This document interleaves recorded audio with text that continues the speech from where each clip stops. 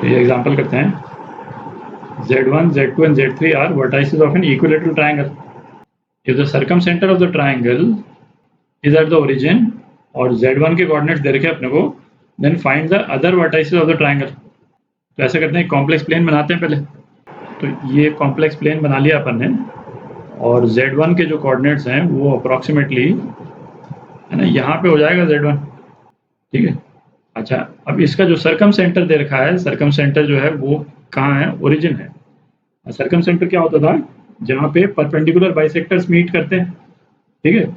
और equilateral triangle के case में सर्कम सेंटर और सेंट्रॉइड है ना, जहाँ मीडियंस मीट करते हैं वो सेम ही होता है।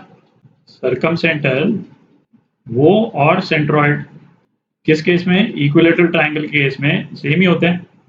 ये क्या हो गया, परपेंडिकुलर बाइसेक्टर, और सेंट्रॉइड जो है जहाँ पे मीडियंस मिलते हैं, ठीक है। तो हमको Z1 दे रखा है और ये एक इक्विलेटरल ट्रायंगल है, तो ट्रायंगल का ओरिएंटेशन कुछ इस टाइप का हो जाएगा।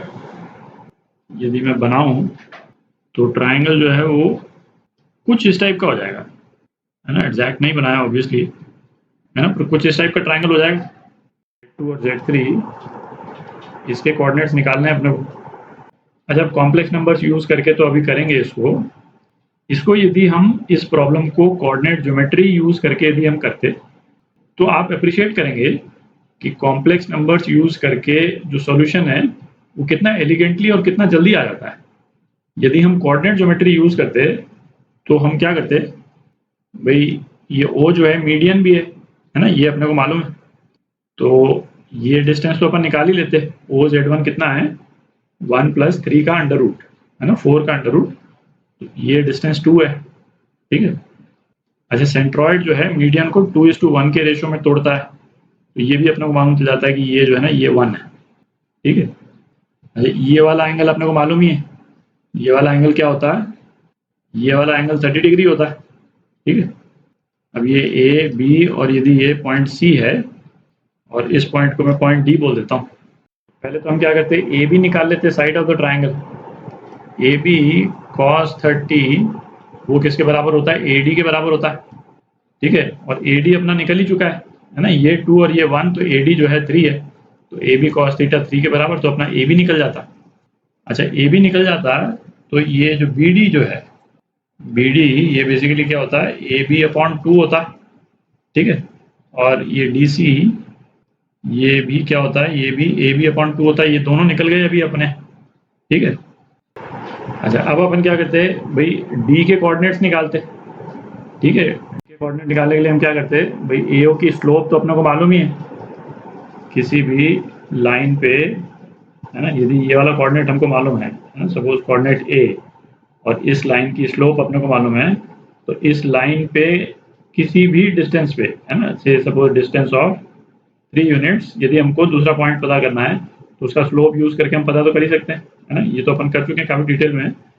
तो OA की स्लोप मालूम है, हम D के कोऑर्डिनेट्स निकालते, D के कोऑर्डिनेट्स आ जाते, AO की स्लोप मालूम है तो हमको BC की स्लोप मालूम चल जाती, ठीक है। BC चूंकि परपेंडिकुलर है AD के, BC की स्लोप पता चल जाती, तो हम D के कोऑर्डिनेट्स यूज करके और ये फैक्ट यूज करके कि ये पॉइंट B और C AB/2 के डिस्टेंस पे हैं, ठीक है, हम B और C के कोऑर्डिनेट्स निकालते हैं। बेसिकली मतलब भाई जैसे D है और ये वाला एंगल, सपोज इसको मैं थीटा बोल देता हूँ, है ना, ये वाला एंगल यदि अपने को मालूम है, ठीक है, तो XC, है ना, X कोऑर्डिनेट C का ये क्या हो जाता है, ये हो जाता है XD plus DC cos theta, और इसी तरह से YC क्या हो जाता है, YD plus DC sin theta. यदि ये थीटा आपको मालूम है तो आप निकाल सकते हैं C के कोऑर्डिनेट फिर B के। पॉइंट है, आप निकाल तो लेते इन कोऑर्डिनेट्स को, पर इस सब को करने में कितना कष्ट हुआ आप सोच सकते हैं, ठीक है, कितना टाइम भी लगता, और है ना, और गलती होने के भी कितने चांस रहते हैं। अब इसी सॉल्यूशन को हम कॉम्प्लेक्स नंबर्स यूज करके करते हैं, तो आप देखिएगा सॉल्यूशन जो है वो कितना एलिगेंटली हम कर सकते हैं, ठीक है। तो डायग्राम को क्लीन कर लेते हैं जरा। तो इन वर्टाइसेस को सपोज मैं पॉइंट A, B और C बोल देता हूँ, और ये जो सर्कम सेंटर दे रखा है इसको अपन बी और सी से ज्वाइन भी कर देते हैं, है ना। ये हमने ज्वाइन कर दिया। तो इस वाली लाइन को मैं हटा देता हूँ, इसकी ज़रूरत नहीं है। तो इक्विलैटरल ट्राइंगल के केस में जो ये वाला एंगल है, ये वाला एंगल है और ये वाला एंगल है, तीनों एंगल बराबर होंगे। और तीनों एंगल कितने होंगे? 2π/3 के बराबर होंगे। ये 2π/3, ये 2π/3 और ये भी 2π/3, ठीक है। तो अब यदि हमको Z2 लाना है, Z1 हमको मालूम ही है ना, Z1 यहाँ पे है। और दूसरा हमको क्या मालूम है कि AO जो है वो BO के बराबर है। पॉइंट B जो है वो भी O से उतना ही दूर है जितना पॉइंट A जो है O से दूर है, ठीक है। तो अब हमको क्या करना है, Z1 को केवल हमको रोटेट करना है। और कितना रोटेट करना है? 2π/3 रोटेट करना है। तो पिछले वाले वीडियो में अपन ने देखा किसी भी कॉम्प्लेक्स नंबर को यदि हमको रोटेट कराना है तो क्या है, उसको हम किससे मल्टीप्लाई कर देते हैं? ei⁻⁴ जिस एंगल से हमको रोटेट कराना है। इस केस में हमको 2π/3 से रोटेट कराना है। और इससे इसलिए मल्टीप्लाई करते हैं क्योंकि इस कॉम्प्लेक्स नंबर का मैग्नीट्यूड जो है 1 है। तो जिस कॉम्प्लेक्स नंबर को हम रोटेट करा रहे हैं उसके मैग्नीट्यूड पे कोई अंतर नहीं पड़ेगा। और Z1 और Z2 का जो मॉड है वो सेम ही है। तो Z1 को हमने इससे मल्टीप्लाई कर दिया तो हमारा Z2 आ गया। एक स्टेप में आ गया। वहाँ पे कोऑर्डिनेट ज्योमेट्री यूज करके, है ना, इतना कष्ट हमने किया था, यहाँ पे एक स्टेप में आ गया। अब चाहे तो एक्सपैंड करके, है ना, आप लॉन्ग फॉर्म में लिख ही सकते हैं भाई। जैसे Z1 की वैल्यू तो आपको मालूम ही है 1 + √3i, और है ना इसको हम क्या लिख देंगे, cos 2π/3 + i sin 2π/3, है ना। वैल्यूज डाल करके आप एक्सपैंड करते हैं, Z2 की एग्जैक्ट वो आ जाएगी आपके पास में, कोऑर्डिनेट्स आ जाएंगे x और y के टर्म। अच्छा, अब Z3 लाना है तो बेसिकली Z2 को हम घुमा देते हैं। Z3 हमने Z2 को फिर 2π/3 घुमा दिया, ठीक है। अच्छा, Z2 इटसेल्फ जो है वो ये था। तो Z1 के टर्म्स में यदि हमको लिखना हो तो हम क्या लिख सकते हैं, Z1 e⁻i 2π/3 इंटू e⁻i 2π/3। तो ये क्या हो गया, Z1 e⁻i 4π/3। Z1 को हमने 4π/3 घुमा दिया तो हमारे पास में Z3 आ गया, ठीक है। तो ये आपके आंसर एक स्टेप में आ गया। एरर का भी कोई चांस नहीं है क्योंकि, है ना, बिल्कुल सिंपल स्टेप्स में आ जाता है। तो ये एग्जांपल करते हैं। The area of triangle formed by origin Z and Z e⁻i π/6, है ना, क्या है इनमें से, तो ये निकालना है अपने को। तो ऐसा करते हैं, कॉम्प्लेक्स प्लेन बनाते हैं पहले। तो ट्राइंगल जो है, ट्राइंगल के पॉइंट्स जो हैं वो क्या हो जाएंगे, है ना, ओरिजिन एक पॉइंट Z, यहाँ पे Z कहीं पे भी हो सकता है, जरूरी नहीं है फर्स्ट क्वाड्रेंट में ही हो, और उससे आंसर पे कोई फर्क नहीं पड़ेगा। तो Z ये हो गया और इसका मॉडुलस जो है वो कितना है, mod Z। ये डिस्टेंस जो है mod Z है।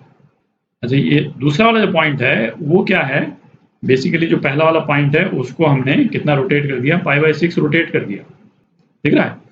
तो ये हमने दूसरा पॉइंट बना दिया जिसमें हमने पहले वाले पॉइंट को कितना रोटेट कर दिया, जिसको मैं थीटा बोल देता हूँ, थीटा = π/6, है ना, π/6 रोटेट कर दिया।